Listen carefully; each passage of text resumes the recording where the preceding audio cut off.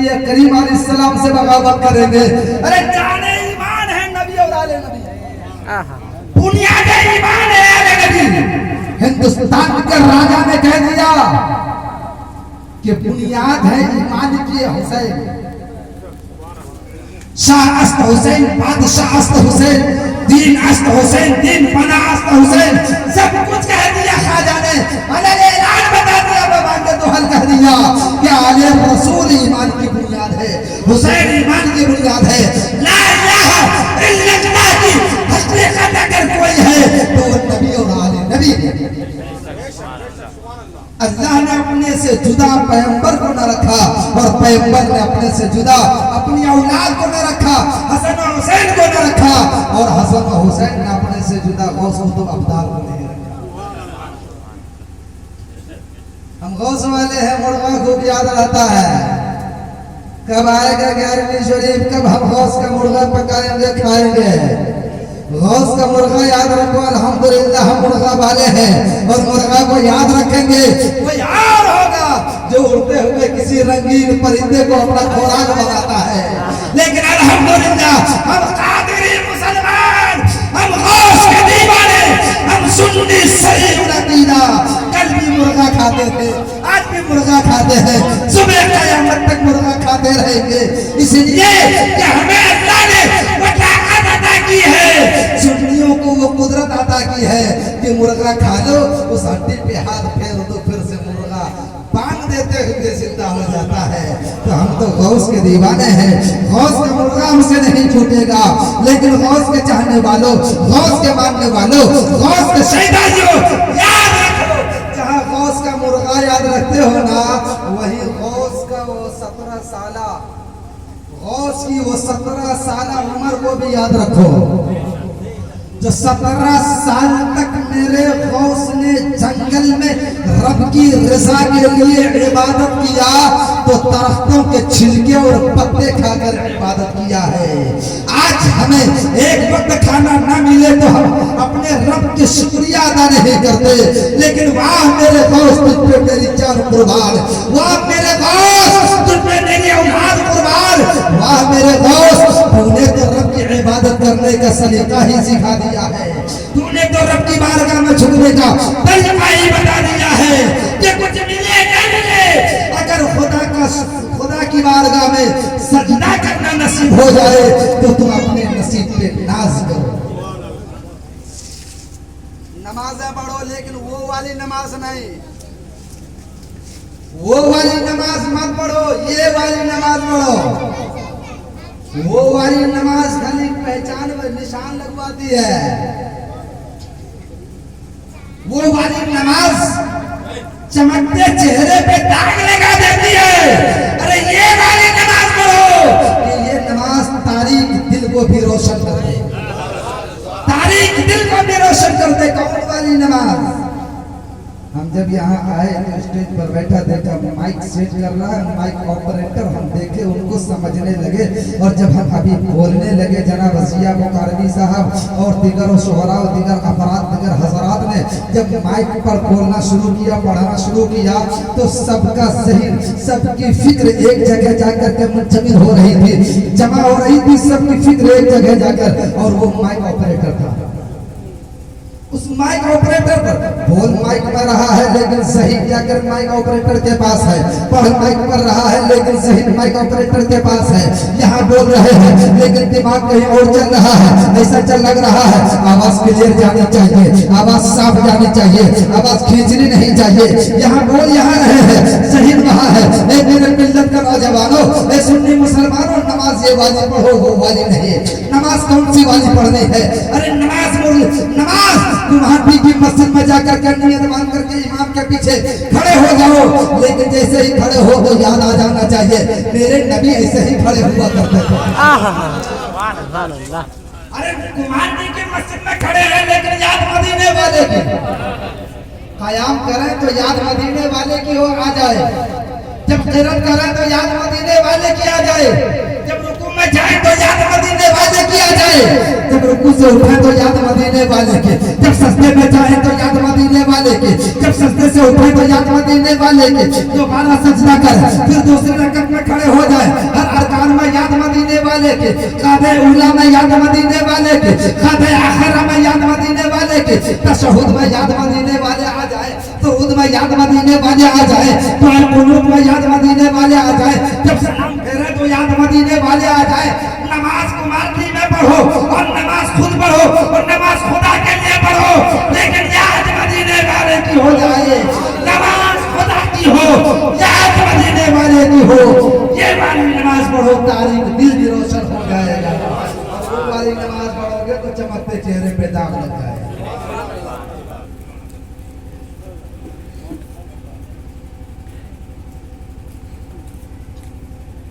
असीसाने मोहतरम, वही वाली नमाज पढ़ करके सरकार गौसे आज़म ने अपने आप को उस मकाम पर पहुंचा दिया और पहुंचाया कि हम मातरजाद वली है, आप माँ के पेट में वली है आप। मैं आपको हजरत सैयदना गौसे पाक की करामतों की तरफ बहुत ज्यादा नहीं ले जाऊंगा, सिर्फ आपको सिर्फ बेदार रखने के लिए, क्योंकि हमारे बीच ऐसे बेहतरीन खतीब मौजूद है कि अगर ये बोलने लग जाते हैं तो कोंगे को भी बुलवा देते हैं। और इनकी आवाज में अल्हम्दुलिल्लाह वो कशिश है कि बहरे भी सुनने लगते हैं। और जिया साहब का रंग आपने देख ही लिया कि अगर आप बेदार होकर जब तक बोलेंगे नहीं तब तक ये पढ़ेंगे नहीं, वरना इनके पास बहुत सारा नुस्खा है।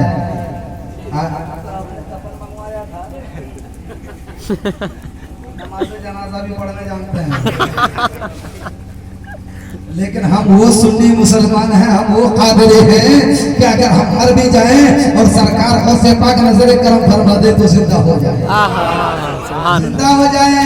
मेरे गौस न जाने कितने मुर्दों को जिंदगी अता कर दी, तो आज गौस की महफिल में बैठे हो, अपने मुर्दा दिल को जिंदा कर लो। यकीनन जिसने अपने दिल को जिंदगी बख्श ली है वो इस दुनिया में भी गौस का सदका पाएगा, आखिरत में भी गौस का सदका पाएगा, कयामत में भी गौस का सदका पाएगा, और जन्नत में भी गौस से पाक के नाले ने मुबारक की बरकत से जगह हासिल करेगा। जिंदा दिल मुसलमान बनो ना, गौस क्या क्या अता नहीं करते। अरे मेरा गौस है, कितना प्यारा गौस है, कितना अच्छा गौस है, कितना निराला गौस है, कितना लाजवाब गौस है, कितना लाडला गौस है। वो गौस जो गौसे आज़म अगर किसी की तरफ निगाह डाल दे तो कुतुब बना दे, चोर की तरफ नजर डाले तो चोर भी कुतुब बन जाए। गौसे पाक का बचपना है। मेरे गौस जब तालीम हासिल करने के लिए उतलुबुल इल्म अला कुल्ली फारिसतिन मुस्लिमतिन व मुस्लिमा रसूलुल्लाह सल्लल्लाहु अलैहि वसल्लम की हदीस मुबारका पर अमल करते हुए जब हजरत गौसे पाक ने इल्म दीन हासिल करने के गर्ज से अपनी मां से दस्तबस्ता अर्ज करने लगे, ऐ मेरी वालिदा मोहतरमा, ऐ मेरी मां, मैं चाहता ये हो कि मैं इल्म हासिल करूं। ऐ मेरी मां, एक काफिला शहर की तरफ जा रहा है, मैं चाहता हूं कि उस काफिले के पीछे पीछे मैं भी शहर को जाऊं और इल्म दीन हासिल करो। माँ ने बड़ी मन्नत से मदद की, बड़ी कोशिश की, लेकिन बेटा मानने को तैयार नहीं। लेकिन बेटा को ज्यादा जोर देकर माँ ने मनवाया भी नहीं, इसलिए कि माँ कोई और नहीं है बल्कि कनीज़े फातिमा है, उम्मुल खैर फातिमा है, खुद हाफिज़ा है, आबिदा है, जाहिदा है, साजिदा है। वो गौसे पाक की माँ है, जो गौसे पाक की माँ अगर दुआ कर दे तो आसमान से अल्लाह तबारक व तआला रहमत नाज़िल करना शुरू कर दे। वो गौसे पाक की माँ जिनके पास लोग आते थे कि रमजान का चांद नजर नहीं आया है, बादल है, जरा बता कि आज रमजान है कि नहीं है, तो गौसे पाक की माँ बता देती थी आज रोजा है या आज रमजान की पहली तारीख है या शाबान की 30वीं तारीख है। माँ भी होता ऐसे होता बना, हमारी आपकी और हमारे माशरे की माँ की तरह फेसबुक से, ट्विटर से, व्हाट्सएप से फुर्सत मिले तब ना। हमारी माएँ कहाँ अपने बच्चे को कुरान पढ़ाने की कोशिश करती है। हमारी माओ को आज कहाँ से ऐसे 5 कलमा आता है, आज हमारी माओ को न कलमा आता है न कुरान पढ़ना आता है। मेरी माँ को अगर कहो है मेरी माँ तुम लोग फुलवारी शरीफ से मुरीद हो गई हो और वहाँ के पीर ने 1.25 लाख मरतबा दरूद पाक पढ़ने का तुम्हें सबक दिया है, माँ कहती है फुर्सतें न है। लेकिन अगर मैं कह दूं मेरी माँ देखो समाज की जरा उसके बारे में, हमारे बगल में वो रहने वाली खातून के बारे में बताओ ना, वो खातून कैसी है, मेरी माँ उसके बारे में, मेरी बहन उसके बारे में, मेरी बहनें उसके बारे में जब बोलना शुरू कर देती है, जब बोलना शुरू करती है तो वक्त बीत जाता है लेकिन पूरी बात मुकम्मल नहीं होती। चुगली के लिए, बुराई के लिए, झगड़े के लिए, फसाद के लिए, इन तमाम चीजों के लिए फुर्सत है, तो पढ़ने के लिए फुर्सत नहीं है। या शेख अब्दुल कादिर जीलानी शेख अल्लाह का वजीफा पढ़ने के लिए फुर्सत नहीं है। अल्लाह वालों से, अल्लाह वालों के दिए पैगाम पर अमल करने की फुर्सत नहीं है। लेकिन देखो उसे पाक की माँ है, आलिमा है, फाज़िला है, वो से पाक की माँ जिसके चेहरे को कभी गैर मुस्लिम ने नहीं देखा, जिनके हाथ को कभी किसी ने नहीं देखा, जिनके पैर को किसी गैर मुस्लिम ने नहीं देखा, तभी तो उनके वालिद ने कहा था कि मेरी बेटी लंगड़ी है, लोंजी है, अंधी है, गोंगी है, बहरी है।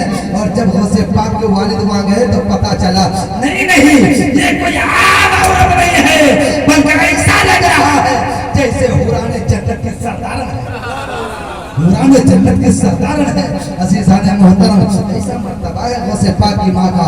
गौसे पाक ने जब माँ से इजाजत तलब की, हमारी माँ खड़ी क्यों है, उन्हें कहीं जगह दे करके बैठा दिया जाए, उन्हें कहीं मुनासिब जगह दे दिया जाए। और मैं ये समझूंगा कि सामने नहीं, अगर उन्हें कोई पर्दे के आड़ में जगह दी जाए तो सबसे अच्छा होगा।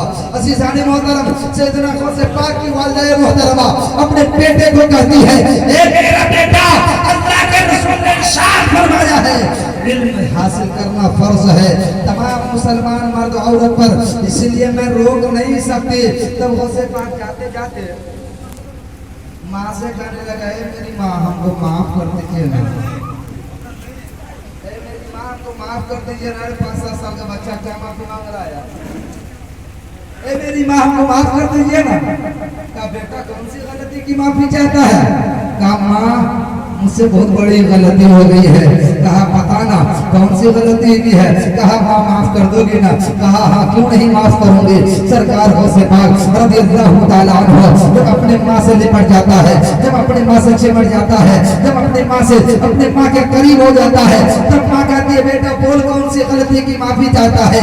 तब माँ से गौसे पाक ने कहा जब मैं आपके शिकमे मुबारक में था, जब मैं आपके बतने मुबारक में था, जब मैं आपके पेट में था, आप अपनी मांदी को लेकर अपने अब्बा के बागीचे में गई थी और आप वहां जाने के बाद आपने अंगूर के गुच्छे की तरफ अपना हाथ बढ़ाया था। बहुत प्यारा अंगूर था, बहुत अच्छा अंगूर था। आपने जैसे याद बढ़ाया, मैंने आपके पेट में हरकत की, आपको तकलीफ हुई, आप बैठ गई। फिर थोड़ी देर के बाद आपको आराम हुआ, फिर आप उठती हैं और उठने के बाद फिर आपने उस अंगूर को तोड़ने के लिए हाथ बढ़ाया, फिर मैंने हरकत की, फिर आप बैठ गई। मुताबिद बार आपने कोशिश की, हर बार मैंने यही हरकत की। मेरी माँ, मैंने आपको तकलीफ दी थी। गौसे पाक की माँ कहती है बेटा तुम्हें कैसे याद है, तुम्हें कैसे पता है? गौसे पाक फरमाते हैं ए मेरी माँ, लेकिन माफ करना मैंने ये अपनी मर्जी से नहीं, अपने लिए नहीं, बल्कि तेरी भलाई के लिए किया था। तेरी भलाई के लिए मैंने हरकत की थी। कहा बेटा वो कैसे जरा बता दे। मेरा गौस फरमाते हैं ए मेरी माँ, आप जिस गुच्छे को तोड़ने के लिए हाथ बढ़ा रही थी, उसे गुच्छे पर एक बिच्छू बैठा हुआ था। मैंने देख लिया, अगर आप हाथ बढ़ाती वो बिच्छू आपको डंक मार देता, और आपको डंक मार देता तो आपको तकलीफ होती। इसी वजह से मैंने आपके पेट में लात मार दिया, आपको तकलीफ हुई, आप बैठ गई, बिच्छू के डंक से आप बच गई। अब जरा बताओ, जो बेटा माँ के पेट में माँ की हिफाजत कर रहा है, अगर तुम्हारी में कोई उसी गौसे आज़म का जलसा मना रहा है, उन्हें याद कर रहा है, उनकी महफिल में जा रहा है, तो आप बताओ कि उनको पुकारने से क्या तुम्हारी मदद को नहीं आएंगे? गौसे आज़म पमने बेसरो सामा मदद है, किबले दी मदद है, काबे ईमा मदद है।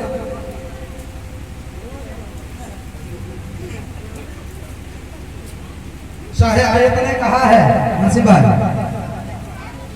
साहिब सज्जादे ताजुल आरफीन ने फरमाया कि तुम्हारे दर से वाबिस्ता शाहे जीलानी, बना लो अपने खाक पाके काबिल शाहे जीलानी।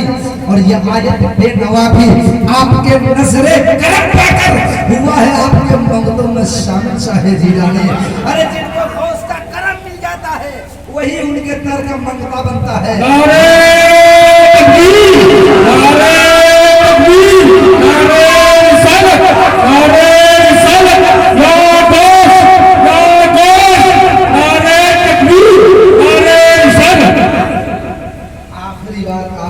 शुक्रगुजार करते हैं। फेहरिस्त तवील है और अच्छी तकरीर आपको समाप्त करते हैं। मेरे गौस की आता कहाँ कहाँ नहीं, मारे हेरा से बरेली में भी है। ये मेरे गौस की आता है ना बरेली में, मेरे गौस की आता है ना मारे हेरा में, मेरे गौस की आता है ना देवा में, अरे मेरे गौस की आता है किछोछा में, मेरे गौस की आता है बनारस में, मेरे गौस की आता है फुलवारी में। कहाँ नहीं है, कभी कुर्बान शाह पर गौस की आता है। दुनिया के हर गौसे में मेरे गौस की आता है। अगर किसी पर नहीं है तो उस पर नहीं है जिसको मेरे नबी ने 1450 साल पहले अपनी मस्जिद से निकाल दिया था। आज तक जगह नहीं मिली। 1450 साल पहले जिसे मेरे नबी ने मस्जिद से नाम लेकर निकाल दिया था, उसे आज तक कहीं जगह नहीं मिली है। भटक रहा है, भटक रहा है, भटक रहा है। अज़ीज़ाने मोहतरम, बिहार शरीफ का एक दीवाना, बिहार शरीफ का एक दीवाना। हमको तो लगता है यहाँ जितने बैठे हैं ना सब कादरी, पक्का यकीन के साथ मैं कहता हूँ सब कादरी है। और सब कादरी किस निस्बत से है वो भी मुझे पता है। कहाँ की निस्बत से सब कादरी है वो भी मुझे पता है। ताजुल आरफीन की निस्बत से सब कादरी है। औलादे रसूल की निस्बत से औलादे रसूल का दीवाना है। हज़रत सैयदना पीर मोहम्मद मुजीबुल्लाह कादरी ज़ैनबी जामिल दरबारवी अलैहि रहमत रिज़वान की निस्बत से दामन अब्बास पाक सबको मिला है। यहाँ जितने बैठे हैं मैं यकीन शायद एक दो कोई होंगे जिनको वहाँ की निस्बत से नहीं किसी दूसरी निस्बत से सरकार को से पाक का दामन मिला है, लेकिन है तो सब कादरी, है तो सब कादरी। मैंने आज जिस बच्चे के लिए इस महफिल का इनेकाद किया गया है, जिस बच्चे के अकीका है ना भाई, खतना अकीका भी है खतना भी है। इसी बच्चे के छठियारी में मैंने कहा था, हज़रत इमाम साहब के मौजूदगी में कहा था कि देखो ये सारे सिलसिले जो है नदियों की तरह है। सब झरना पहाड़ से निकले हैं और नदियां अलग अलग हैं। कोई दामोदर है, कोई गंगा है, कोई जमुना है, कोई काशी है, कोई महानंदा है। गुजरगाह की वजह से सबका नाम अलग अलग है, लेकिन याद रखो कि जिसने जिस रास्ते से गुजरा नाम उसका उसी मुनासिबत से रख दिया। लेकिन सारी नदियां निकली एक जगह से है और सबको जाके मिलना एक जगह है। जो नदी बीच में जाकर सूख जाए और समंदर में जाकर न मिले वो नदी नदी नहीं है बल्कि वो नहर है। सारी नदियां सारे विलायत की दरिया अली के दर से निकले और सारे चश्मे सारे दरिया को नबी के समंदर में जाके मिल जाना है। अरे जो गौसे आजम के सीने मुबारक से गुजर गया उसका कादरी नाम दे दिया। जो ख्वाजा के सीने पाक से गुजरा वो चिश्ती है। जो अहमद रजा के सीने से गुजरा वो रज़वी है। जो मुजीबुल्लाह के सीने से गुजरा वो मुजीबी है। जो हज़रत आले रसूल के सीने से गुजरा वो आले रसूली है। जो मखदूम सिमरा के सीने से गुजरा वो अशरफी है। यानी गुजरगाह की वजह से नाम अलग अलग है, लेकिन सबको फैजान अली के दर से मिला है। सबको मिलना नबी की चौखट में है। बीच में जो सूख गया, जिसकी कड़ी टूट गई वो कहीं का नहीं। सबकी कड़ी मजबूत होनी चाहिए, जुड़ी हुई रहनी चाहिए। बहरहाल रज़ियल्लाहु ताला अन्हु का फैजान आप मुलाहिजा करें। सैयदना सरकार गौसे पाक का फैजान है। एक दीवाना है, बड़ा बीमार है, बिहार शरीफ का रहने वाला है। कोई दवा काम नहीं करती, कोई डॉक्टर काम नहीं आया, कोई हकीम काम नहीं आया, कोई तबीब काम नहीं आया। सारे भूखने वाले परेशान, सारे तबीब परेशान, यानी हर जगह ठोकरें खाता रहा। जब सेहतयाब नहीं हुआ, लेकिन था तो दीवाना गौस का, था तो शहीदाई गौस का, था तो चाहने वाला गौस का। सरकार गौसे पाक रज़ियल्लाहु ताला अन्हु का शहीदाई था। वो शख्स 11वीं शरीफ की तारीख आई है, 11वीं शरीफ की तारीख आई है। ईशा की नमाज पढ़ा है, कुछ शिरनी साहब में लाया है, गौसे पाक के नाम से नजर किया है और बावसू या शेख अब्दुल कादिर जिलानी शेख अल्लाह या शेख अब्दुल कादिर जिलानी शेख अल्लाह करते करते सो गया है। मुकद्दर जाग उठा, किस्मत का धनी है, मुकद्दर का सितारा चमकने लगा, मुकद्दर का चांद चमकने लगा। वो दीवाना का मुकद्दर जागा, क्या देखा? सरकार गौसे पाक की ज़ियारत नसीब हो गई। काहे मुतशिर हो रहा है? क्या हो रहा है? ये फैजाने गौसे पाक है। अरे कल मैदान करबला में बारिश की जरूरत थी, करबला में बारिश की जरूरत थी, लेकिन बादल ने पानी नहीं बरसाया। मेरा हुसैन ने कहा, ए बादल, करबला के तपते रेत में भी हुसैन यानी नबी की औलाद ईमान नहीं छोड़ेगा। आज गौस का दीवाना कितना बारिश हो जाए, महफिल गौस नहीं छोड़ेगा, महफिल गौस नहीं छोड़ेगा। गौस का फैजान बरस रहा है यार, आपको घबरा रहे हैं। बाजान ना चले कोई बात नहीं, अरे गौस का दीवाना है ना, अरे गौस बगदाद से बोलते हैं, पूरी दुनिया के औलिया अल्लाह सुन लेते हैं। तो गौस का दीवाना अगर मिंबर रसूल से बोले तो क्या मजमे रसूल तक आवाज नहीं पहुंचेगा? आवाज नहीं पहुंचेगी? यकीनन पहुंचेगी और जरूर पहुंचेगी। गौस के दीवानों, बाजा चले न चले, बिजली रहे न रहे, गौस का दामन हमने पकड़ा है।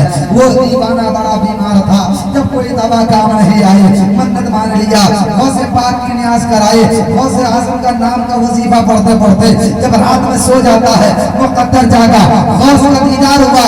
गौस ने कहा, गौस को देखा, तब उस दीवाने ने कहा, क्या ऐसा लगता है कि 14वीं का चांद उतर आया है? ऐसा लगता है आसमान का चांद उतर आया है? अरे नाराज, तू चांद की बात करता है?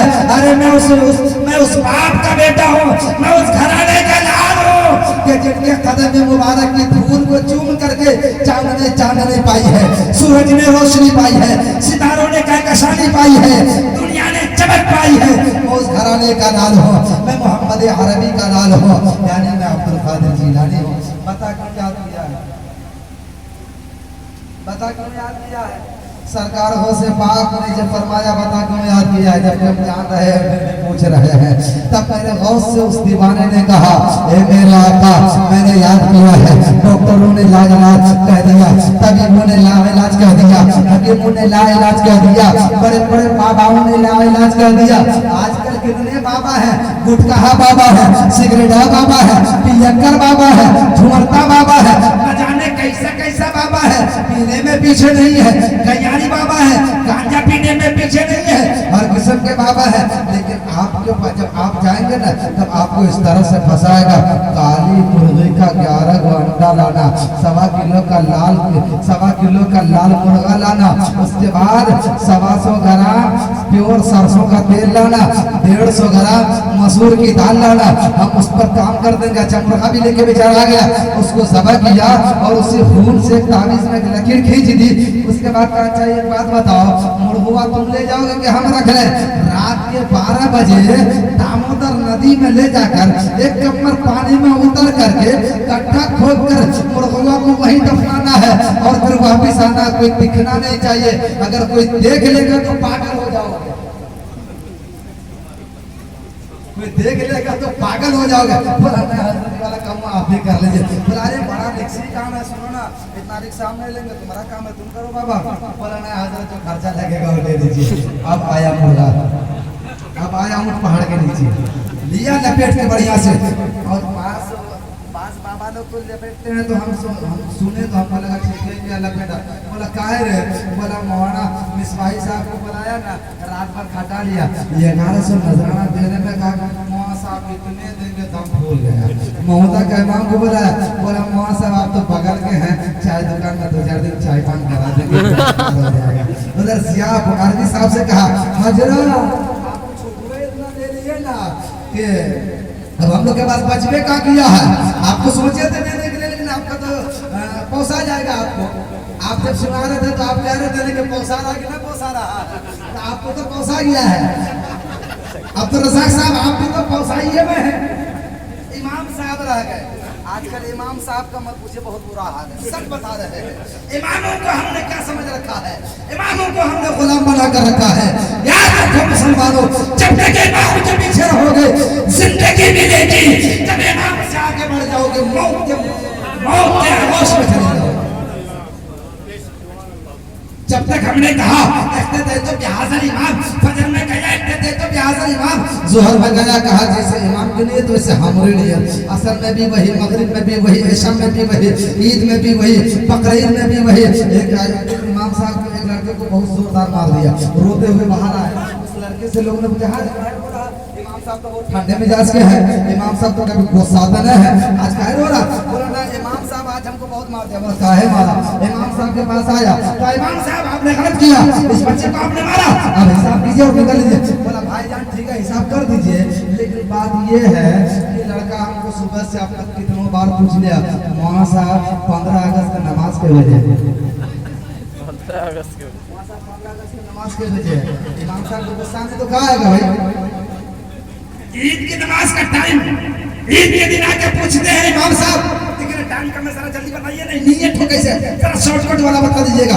इमाम साहब वाला कहां से लाएगा शॉर्टकट वाला? इमाम साहब भी बड़ा होशियार आदमी है, अरे कुमार जी का इमाम है भैया, मानना पड़ेगा, होशियार है, अल्लाह इनकी उम्र में बरकत अता फरमाए और इनका फैसान हम सब को अल्लाह अता फरमाए। ये इमाम है मेरे दोस्तों, गौस का सच्चा दीवाना है, सच्चा कादरी इमाम है, ये इमाम आपको मिला है मेरे दोस्तों। इमाम की कदर करो, इमाम की कदर करो, ये इमाम है, इसके हम कदर नहीं करते। इमाम साहब के पास कितने नौजवान गए काम सब जल्दी जल्दी शॉर्टकट वाला बता दीजिए। इमाम साहब को तैयार होना, पगड़ी बांधना, जुब्बा पहनना है, अच्छा कपड़ा पहनना, जरा फरमाना है। इमाम साहब क्या करेगा? इमाम साहब सोचे उसके बाद जब जाने लगे इमाम साहब बताए नहीं आप, इमाम साहब नियतों ने बता दिए। बोला हाँ रे तुमको कहानी बताएंगे, पूरे साल में तुमको कुलहुल्ला याद करा है, हुआ नहीं और अभी तुम नियत याद कर लेगा। चलो लगा के इतने ईदगाह के भीतर अल्लाह यही वाला काम चल रहा है आजकल। कहते दिल के इरादे से काम चला लेते हैं, जबान से हमें याद करने की जरूरत नहीं पड़ती है। मिल्लत के नौजवानों, जब तक दिल के इरादे से काम चलाओगे कैसे मुसलमान हो, ठोके जा रहे हो, मारे जा रहे हो, पीटे जा रहे हो, दौड़ाए जा रहे हो, नंगा किए जा रहे हो, इसके बाद भी तुमको पक्का सही से कलमा याद नहीं है, काहे मार खा रहे हो रे? तो बोलता है मुसलमान है। इसलिए हमसे जब पूछा कि हजरत हम मुसलमान हैं तो जरा बताइए ना कि आप मारे जा रहे हैं तो जरा कलमा पढ़ा दीजिए ना। अरे कलमा किसको कहते हैं? हमको कलमे नहीं पता है और हम मार खा रहे हैं। अरे मुसलमान बनो तो सच्चा मुसलमान बनो, मुसलमान बनो तो आशिक़े गौसे आज़म बनो। ये मैसेज लेके जाओ कि निकाह में हमको कलमा तोड़ तोड़ के ना पढ़ाना पड़े, बल्कि इमाम बोल दे कि कलमा पढ़ लो तो हम धर-धरा के कलमा पढ़ लें। ऐसा नहीं मोहम्मद रफी का 150 गाना ज़बानी पढ़ देंगे लेकिन 5 को कलमा नहीं पढ़ पाते हैं। मौलाना सब कलमा पढ़ा रहे हैं तो भी अटक-अटक के पढ़ रहा, तोड़-तोड़ के पढ़ रहा है। कैसा मुसलमान है? और कहते हैं कि हम जा रहे हैं शादी करने, डीजे तो कम नहीं बजाता, अभी बजवा बज रहा था ना, इतना शानदार बज रहा था, ऐसे लग रहा था जमीन का कलेजा फाड़ देगा। लेकिन अभी बिलदवा में, अभी जलसुआ में जब बजवा बज रहा है ना तो बजवा का जमीन का कलेजा फाड़ेगा, ये बजवा को मौलवी का कलेजा फाड़ रहा है। क्या सच नहीं है? अभी पूछने सर हम हो जानो ही उस वक्त बुझाए खाते 7 साल से हम बूझ रहे हैं सबको, एक दिन क्या नहीं बुझा सकेंगे? अरे पूछते पूछते 7 साल हो गया है। मेरे दोस्तों बुजुर्गों, दीवाना बनो गौस का, गौस की ज़ियारत में मुकद्दर जगह पूछा क्यों परेशान है, कहा है गौस तो सब डॉक्टरों तबीबों हकीमों ने जवाब दे दिया है, सरकार गौस से भागने कहा। अब घबराने की जरूरत नहीं है, परेशान होने की जरूरत नहीं है। मैं आपको बता रहा हूँ, मुस्तानुल कलाम पढ़ लेना, तज़किरतुल कलाम पढ़ लेना, सीरत पीर मुजीब पढ़ लेना और दीगर कलमी किताबें बदरिया कुतुबखाना में है, खुदा बख्श लाइब्रेरी में है। आप क्या करके इन किताबों का मुताला कर लेना, आपको ये वाकया मिल जाएगा। सरकार से भागने कहा, घबरा मत, चले जाना कस्बा फुलवारी, वहाँ मेरे घराने का एक लाल है, उसका पैर धो के पी लेना, अल्लाह तुम्हें शिफा अता फरमा देगा। उसको दुनिया कहती थी सैयद मुजीबुल्लाह कादरी, और जब गौस ने उस बंदे से कहा कि पीरे मुजीब का पैर धो करके पी लेना, तो उसी दिन से मुजीबुल्लाह को लोगों ने पीरे मुजीब कहना शुरू कर दिया। उसी दिन से पीर मुजीब हुए। अजीजा ने मोहतरम, वो आदमी की सुबह हुई, तलाश में निकला फुलवारी किधर है, फुलवारी किधर है। तलाशते वो कस्बा फुलवारी पहुंचा और जाने के बाद पता किया अरे यहाँ तो टाइमिंग है, यहाँ तो लिमिट है, यहाँ तो तरीका है।